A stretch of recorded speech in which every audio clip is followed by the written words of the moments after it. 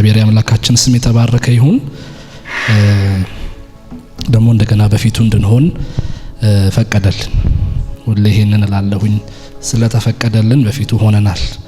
ስለመምጣት ስለቻልን ወይ ወጣቶች አርብ ፕሮግራም ስለሆነ ሳይሆን ከእግዚአብሔር ስለተፈቀደልን በፊቱ መሆን ስለተፈቀደልን በፊቱ ተገኘን። ጌታ ስሙ ይባረክ። ዛሬ ከኔ ጋር እግዚአብሔርን ቃል እንካፈላለን።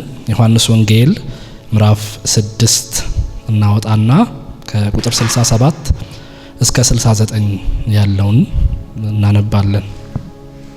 የዮሐንስ ወንጌል ምዕራፍ 6 ከቁጥር 67 እስከ 69 ትንሽ ከፍ ብዬ ማንበብ ጀምራለሁኝ። ከ66 ጀምሬ በጌታ በኢየሱስ ስም አነባለሁ። ከዚህም የተነሳ ከደቀ መዛሙርቱ ብዙዎች ወደ ኋላ ተመለሱ፣ ወደፊትም ከሱ ጋር አልሄዱም። ኢየሱስም ለ12ቱ እናንተ ደግሞ ልትሄዱ ትወዳላችሁን? አለ። ስምዖን ጴጥሮስ ጌታ ሆይ ወደ ማን እንሄዳለን? አንተ የዘላለም ሕይወት ቃል አለህ። እኛስ አንተ ክርስቶስ የሕያው የእግዚአብሔር ልጅ እንደሆንክ አምነናል አውቀንማል ብሎ መለሰለት። እንጸልይ። እናመሰግንሃለን የዘላለም አምላክና አባት እግዚአብሔር ሆይ ምሕረትና ቸርነት በስቶልን መልካም እጅህ ከኛ ጋር ሆና ደግሞ እንደገና በፊትህ እንድንሆን ስለፈቀድክልን ስምህ ይባረክ።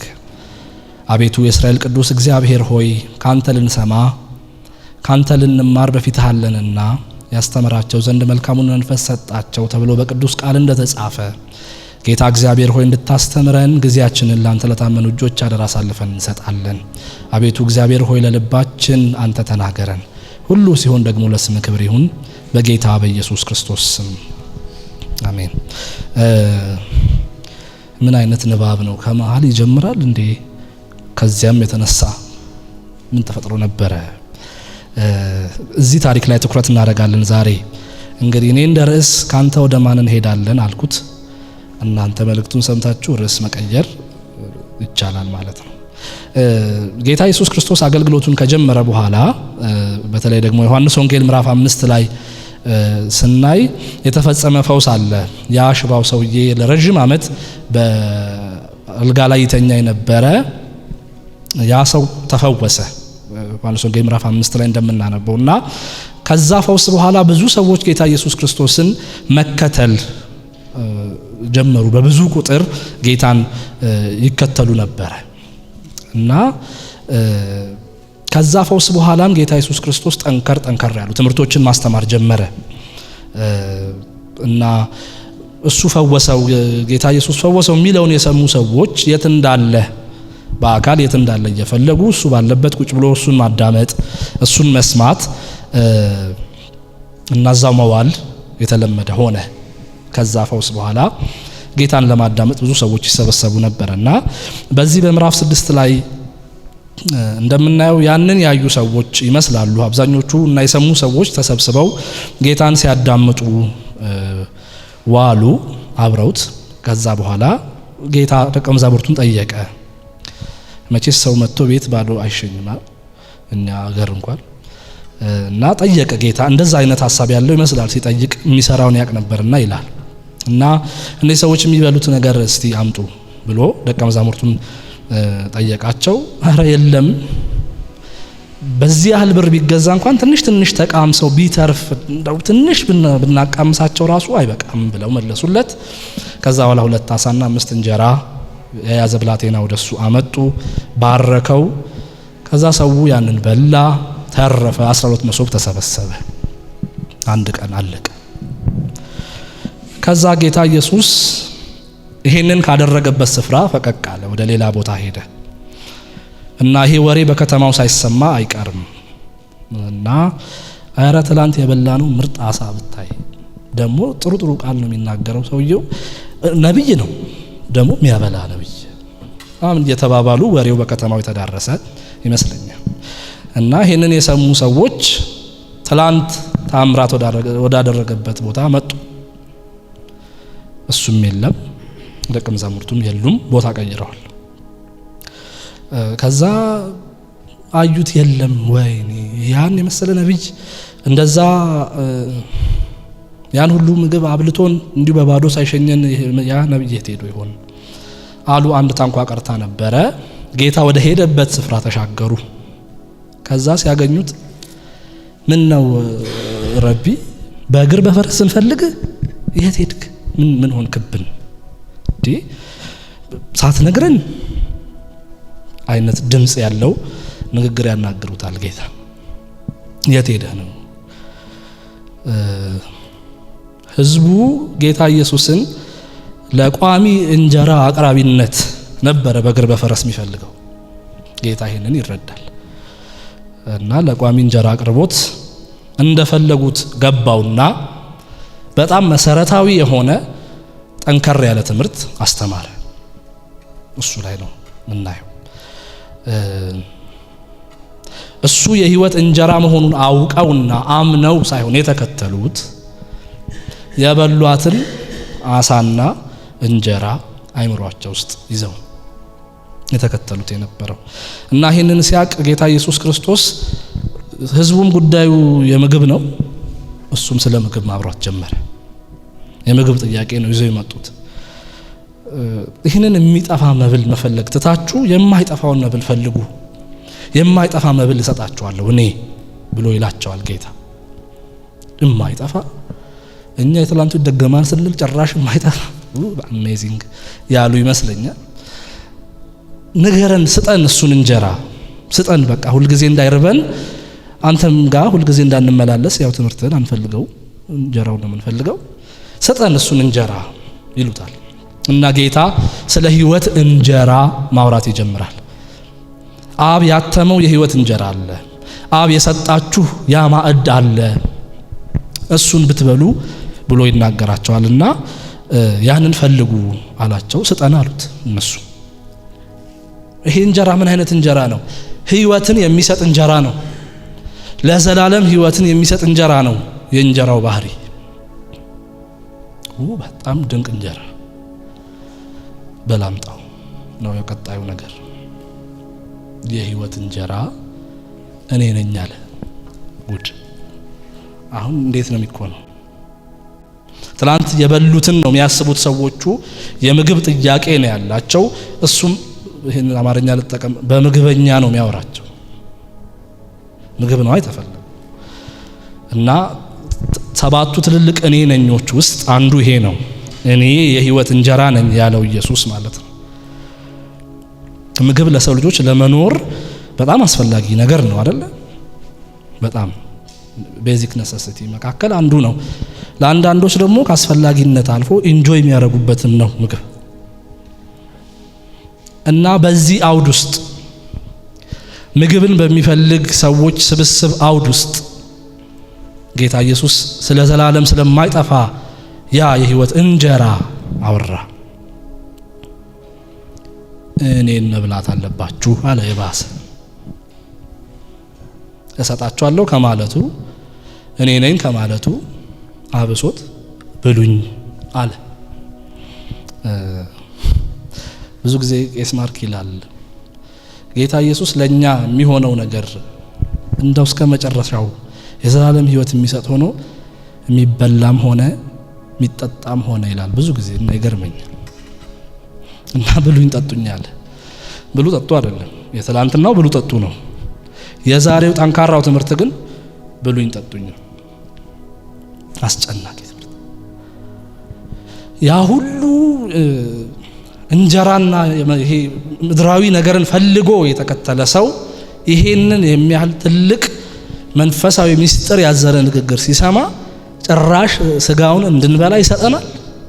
ደቀ መዝሙር ነሽ፣ ህዝብ ነሽ፣ ታቀላለ ወደ መጣበት። ይሄ ሲሆን 12ቱ ቀሩ። አሁን ያነበብነው ክፍል ማለት ነው። እናንተስ ለመሄድ ትፈልጋላችሁ አላቸው። ጴጥሮስ የተረዳውን ያመነውን እውነት እዚህ ጋር ተናገረ። ያው ጴጥሮስ ችኩል ስለሆነ አይመስለኝም ይሄኛው ፓርት ችኩል ነው። ጴጥሮስ ግን ችኩል ስለሆነ አይመስለኝም ይሄንን ያለው። ወዴት እንሄዳለን? ካንተ ምን መሄጃለን? ለምን አትሄዱ? አንተ የዘላለም የህይወት ቃል አለ። የት ይኬዳል? ከዚህ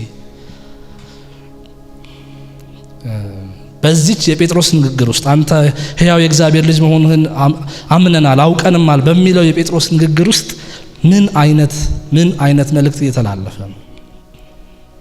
ካንተ ውጪ ሌላ የህይወትን ቃል ሊሰጠን የሚችል የለም። አንተ አማራጭ የሌለህ ብቸኛ የህይወት ምንጭ ነህ። ጌታ ሆይ ወዴት እንሄዳለን? ጌታ አማራጭና መተኪያ የሌለው የህይወት እንጀራ ነው።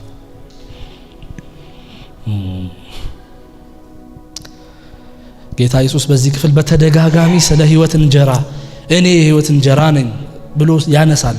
እኔን የሚበላ ለዘላለም አይራብም ይላል፣ አይጠፋም ይላል። በተደጋጋሚ ያነሳል። ለምን ይሆን እኔ ነኝ የህይወት እንጀራ ማለቱ? ምን ማለቱ ነው? እኔ ነኝ የህይወት እንጀራ ሲል የህይወት ቃል ያለኝ እኔ ነኝ ሲል ምን ማለቱ ነው? የመጀመሪያውና ዋነኛው መዳኛ መንገድ እኔ ብቻ ነኝ ማለቱ ነው። ከኔ ውጪ ሌላ አብ ያተመው የለም። ከዛስ ምግብ ቁርስ ላይ ተበርቶ ለምሳ ይቀራል? ምሳ ይዘለላል? ይዘለላል። በርግጥ ጾም ጸሎት ሲሆን ምናምን ምሳ ቢዘለል ሞተን ራት ጋር እንደርሳታለን። ራት ቢዘለል ያችን ሌሊት ጌታ ያንጋልን፣ ጠዋት ቆንጆ ቁርስ እንበላል። ሰውነታችንን ህይወታችንን ሰስቴን ለማድረግ ምግብ በጣም አስፈላጊ ነው። ጌታም እኔ የሰጠኋችሁ ህይወት ሰስቴን የሚሆነው እኔን በመብላት ነው ይላል። ካዳንኳችሁ በኋላ የዘላለም ህይወት ከሰጠኋችሁ በኋላ የማስቀጥላችሁ እኔ ነኝ ይላል። እኔን በማመን ትድናላችሁ፣ እኔን በማመን ትቀጥላላችሁ።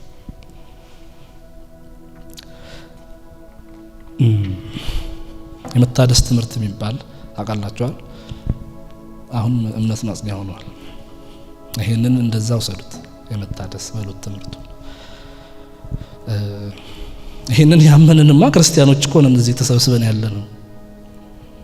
ኢየሱስ እንደሚያድን እሱ ብቻ መንገድ እንደሆነ ባናምን እዚህ መተን ምን ልላስባለን? ግን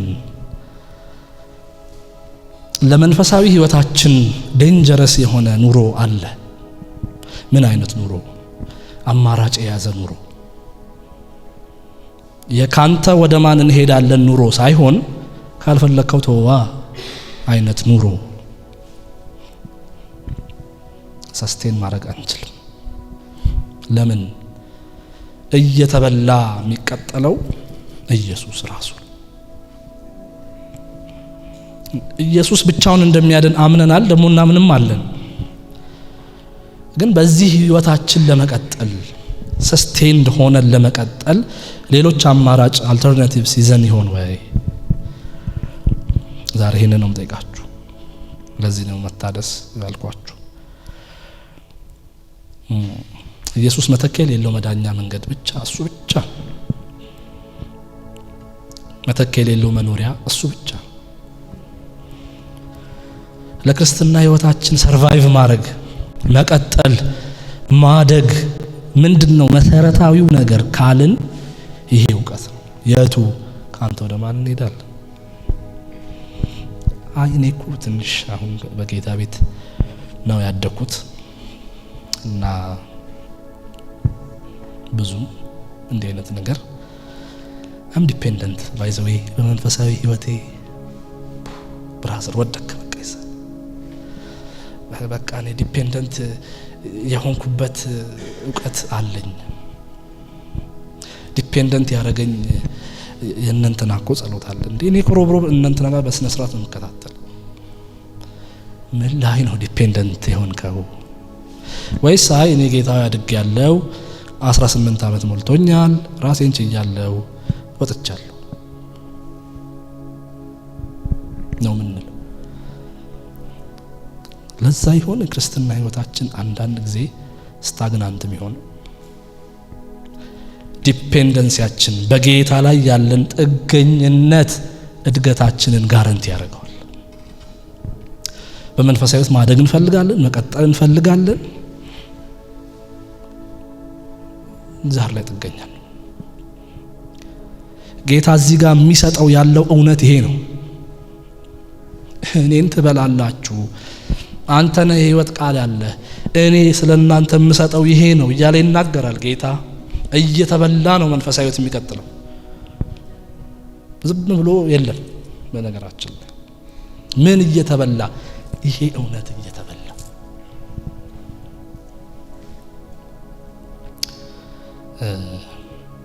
ይሄንን እውቀት እስቲ ቼክ አድርጉት ራሳችሁ ጋር። እኔ ራሴን ቼክ እንዳረኩት አለን ሌላ መተኪያ? ብዙ መዝሙሮች አሉ አይደል? አንተ ወደ ማን እንሄዳለን እየብለን እሱ መዝሙር ሲሄድ ወደዛቸው ወደ መሄጃዋ ነው ምን ሄደው፣ ወደ ጌታ አይደለም የምንሮጠው። ምንድነው ያ መሮጫ? ለእናንተ ተዋለሁ እሱ። እና ይሄ እውቀት የተነቃነቀ ጊዜ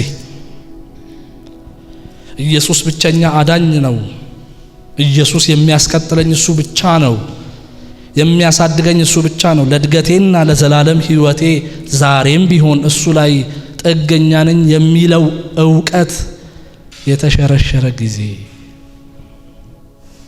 ቻው። ያደግን ይመስላል፣ መንፈሳዊ ቃላት እንጠቀማለን፣ ያው ይገባቸዋል። ያሰብናቸውን መንገዶች እንተዋቸው። ሌላ ህይወት እንጀራ የለም። ቤታችን እንጀራ ቢያልቅ እና አንጓች ሱቅ ሄደን እንገዛለን። አንጓች ሱቅ የማይሄዱ ታፑ ሄደው ይገዛሉ። ህይወታችን መንፈሳዊ ህይወታችን በእናንጓችና በእነታፑ አይቀጥልም፣ በኢየሱስ ብቻ ይቀጥላል። ቼክ ዲስ ኖሌጅ ልባችሁ ውስጥ እውቀት ነው። በነገራችሁ ላይ መቼ ያወቅነው ኢየሱስ አንተ አዳኝ ነህ ብለን ያመንን ጊዜ ውስጣችን የገባ ያኔ ነበር። ግን የሆነ አቧራ ምናምን የደፋፈነው፣ በአገልግሎት መጠመዳችን የደፋፈነው የሚያስቀጥለን ኢየሱስ ብቻ።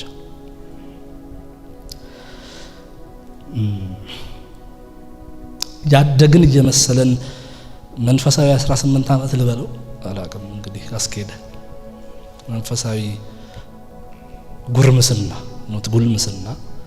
ጉርምስና ልጆች ሲጎረምሱ ምን ነው ያረቡት? ማመጽ ነው ጀምሯል። እናንተ አልጎረመሳችሁ ታውቁት። ጌታ ላይ ጎርምሰን እዚህ እውቀት ላይ ጎርምሰን ይሆን?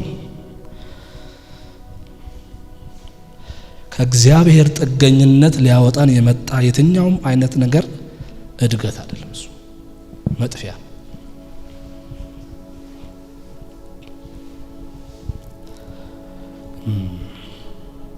ሁል ጊዜ በጌታ ፊት ራሳችንን ማየት አለብን። በዚህ እውቀት አማራጭ አለ በእምነት። አው መቼስ በአፌ እኮ አልላችሁም። መቼስ እዚህ መጥቼ መዝጄ ሌላ አማራጭ እኮ አለ ህይወት መንገድ ብለን አናወራም። መቼስ ህይወት ግን ይናገራል፣ ጓዳችን ግን ይናገራል። በጣም ኤሌመንተሪና ቤዚክ የሆነ የክርስትና እውነትና እውቀት ለመውደቅም ለመነሳትም ግን ወሳኝ ነጥብ ነው። ይሄ እና ጴጥሮስ እኮ ቢሄዱ ሄዱ። እነዛ ሰዎች እንጀራ አይተው መጥተዋል፣ አማራጭ አላቸው። እንደገና ለገና አሳ በላሁ ብሎ አረገስተን እንበላለን። ልክ ጌታ እንደዚህ አይነት ጠንካራ ነገር ከህይወታችን ዲማንድ ሲያደርግ አንተ ብቻ መሰለህ እንደ ጌታ ሌላም አለኩ አይነት እቺ እውቀት ያኔ ትናጋለች። ስለዚህ ሁሉ ጊዜ ሪኮግናይዝ ማድረግ አለብን።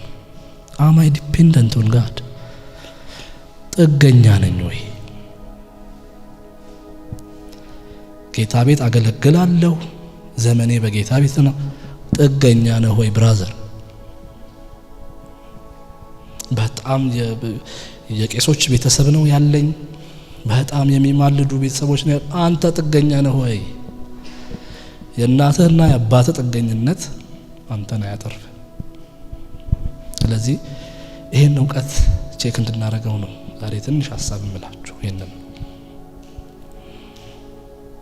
በጌታ ፊት ደግሞ ይሄንን እውነት መመስከር አለብን። ጴጥሮስ እንዳደረገው ማለት ነው። ካንተ ወደ ማን እንሄዳለን? ሂዱ አለ አይደል? መሄድ ትፈልጋላችሁ? ይሄ አንዳንድ ጊዜ ሰዎች እንዳይሄዱ ፈልገን ግን በግድ ያስቀረናቸው እንዳይመስለን ትሄዳለህ አይነት አይደለም። መሄድ ትፈልጋላችሁ ነው ኢስ ሲሪየስ። አረ ወደ ማን እንሄዳለን? አንተ ብቻ እኮ ነህ ህይወት ቃል ያለህ፣ አንተ ብቻ እኮ ነህ የምታድነን፣ አንተን ብቻ እኮ ነው አብ ያተመህ የምታስቀጥለን አንተ ብቻ ነህ። ወደ ማን እንሄዳለን? በጌታ ፊት ሁሉ ጊዜ ይሄንን መመስከር መቻል አለብን። በሳይንሱ እንኳን ተደጋግሞ የተነገረ ነገር እኛ ላይ ኢንፍሉዌንስ ያደርጋል አይደል? እንኳን የእግዚአብሔር ቃል። ስለዚህ ስትነሱ፣ ህይወታችሁን ስትኖሩ፣ ስታገለግሉ ቆም ብላችሁ ሌላ እንጀራ ግዢ እየሄድኩ ይሆን? በግዢ እንጀራ ይሆን ህይወቴን መመራው? የተዘጋጀ የህይወት እንጀራ እያለ በግዢ እንጀራ ህይወታቸው የሚመሩ አሉ። አብዛኛው የግዢ እንጀራ ጨጓራ ያሳምማል። እንጀራ ሻጮች ካሉ እዚህ ውስጥ እነሱን አይመለከትም። ግን እኔ ካለኝ ልምድ ብዙ ጊዜ የውጭ እንጀራ ስንበላ ሰም ዲስኮምፈርት አለ። አይን ቢኖረውም ባይኖረውም ቢወፍርም ቢቀጥንም የቤቱ ይሻላል። ብዙ ጊዜ የውጭ እንጀራ የበላን ሰሞን እንግዲህ ኤግዛምፕሉ ትንሽ ሊሆንብን ይችላል። በቃ እንደው ጨጓራችን ወዳችን ይነፋል። ምንድን ማልሆን በመንፈሳዊ ህይወታችንም ጨጓራችን ቀጠል ለሚለው የግዢ እንጀራ እየበላን ይሆን? ከኢየሱስ ውጪ እየበላን ይሆን? ምንድነው እያስቀጠላችሁ ያለው? ምንድነው ግዢ እንጀራ የምትለው ልትሉኝ ትችላላችሁ። ማገልገላችሁ ይሆን የሚያስቀጥላችሁ? አይም ጋራንቲድ ድኛለሁ አንተ እኮ አገልጋይ ነኝ። ኧረ ተው፣ ይሄን እውቀት ቼክ አድርገው። ምንድነው የግዢ እንጀራ የምላችሁ? ሮብ አሴምብል አሩ መካነ ኢየሱስ፣ ከዛ ሰኞ እንትን ቸርች፣ ከዛ እኔ ከመሄዳችሁ ምንም ችግር የለም። መሄዳችን ግን ይሄንን እውነት በህይወታችን የሚያስረግጥ ካልሆነ የግዢ እንጀራ በሉት። ስለዚህ ምን እያልኳችሁ የሚያድን ኢየሱስ ብቻ ነው። ይሄ ነው አይደለ ወንጌሉ? የሚያስቀጥልም ኢየሱስ ብቻ ነው። ስለዚህ ጌታችንን የምንለው ነገር ይኖር ይሆን ወይ? ህይወታችን ምን አይነት ይሆን? ጌታ ሆይ ካንተ ወደ ማን እንሄዳለን የሚል ህይወት ወይስ አሳውን ታመጣለህ ታመጣ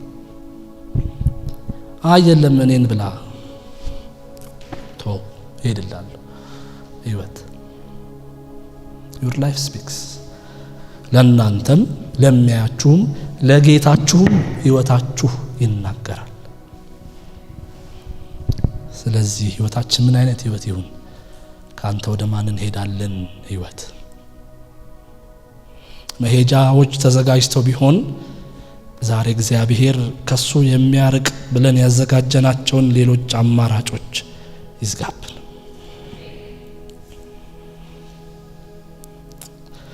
ስለዚህ ከዚህ ክፍል ምንድን ነው የምላችሁ? ካንተ ወደ ማን እንሄዳለን? ጌታ ሆይ ካንተ ወደ ማን እንሄዳለሁ? አንተ ነህ ያዳንከኝ እኮ፣ ደምህን ያፈሰስክልኝ እኮ አንተ ነህ፣ የምታስቀጥለኝም አንተ ነህ። ለእድገቴ አንተ ላይ እታመናለሁ፣ ለመቀጠሌ አንተ ላይ እደገፋለሁ።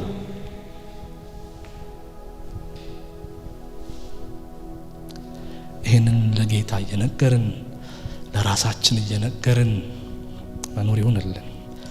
በነገራችሁ ላይ የዛሬ ሳምንት ስለ ትሕትና ተምረናል አይደል? ጌታ ሆይ ካንተ ወደ ማን እንሄዳለን? ትሕትና አይደለም ፋክት። የትም አትሄድም ወንድምዬ፣ ሄደህ ትወድቃለህ እንጂ የትም አትሄድም። ይሄ አንዳንድ መንገዶች አሉ፣ መንገድ ይመስላሉ ስታያቸው፣ መጨረሻው ግን ግድግዳ ደርሰን እዛ እና እንደው ባባካችሁ እስቲ በትሕትና ሆነን በእግዚአብሔር ፊት ካንተ ወደ ማን እንሄዳለን እንበለው እያልኳችሁ አይደል? መሄጃ የላችሁም ወገኖች፣ መድረሻ የላችሁም ያለ ጌታ ምንም ናችሁ። ደፍራችኋለሁ በዚህ ንግግር፣ ምንም ናችሁ ያለ ጌታ። ከሰው መቆጠራችሁ ራሱ በጌታ አይደለም እንዴ? መዳናችሁ ራሱ በጌታ አይደለም እንዴ? እና ምን መጥቶ ለመቀጠል ሌላ ነገር እንፈልጋለን? ምን ተገኝቶ? ምን አዲስ ነገር መጥቶ? ብዙ ጊዜ ህይወታችን ሲፈተሽ አማራጭ የያዘ ህይወት አየሁ እኔ። ማንን ስታይ እንዳትሉ፣ አማራጭ የያዘ ህይወት ይቁም። ምንም አትችሉ፣ በእውነት አንችልም። እየተገበዝንም አይደለም፣ ትውትም እየሆንን አይደለም ወገኖቼ ብላችሁ ለምሳሌ ነው መጥቼ እኔ ሰው ነኝ ብላችሁ ትሕትና ነው ምንድነው? ይሄ ኢትስ ስቴቲንግ ዘ ፋክት አይደል? ሰው ነህ ነካው ነው የምትሉኝ። ጌታ ሆይ ካንተ ወደ ማን እንሄዳለን? ኢዝ መሄጃ የሌላቸው ሰዎች እውነተኛ ንግግር። መሄጃ የለም። እንደ ቁርጣችን እንበለው፣ ሌላም ነገር ካልነው እንወቀው፣ ሌላ አማራጭ የለም። ኮንሲደር እያደረግነው ያለነው አማራጭ ካለ ዛሬ ዘግተን ፋይሉን እንመልሳለን። ከጌታ ውጪ ለመቀጠል ዋስትና እንዲሆነን እየፈለግነውና እየበላነው ያለ ግን እያላደግንበት ያለ የግዢ እንጀራ ዛሬ እናስቆማለን። በምንድን እናስቆመው?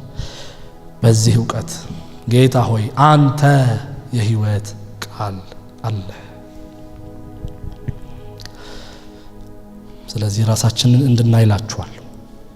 አማራጭ የያዘ ጉዞ ከያዝን የቁልቁለት መንገድ ላጥነው በቅርቡ አማርኛ ማለት።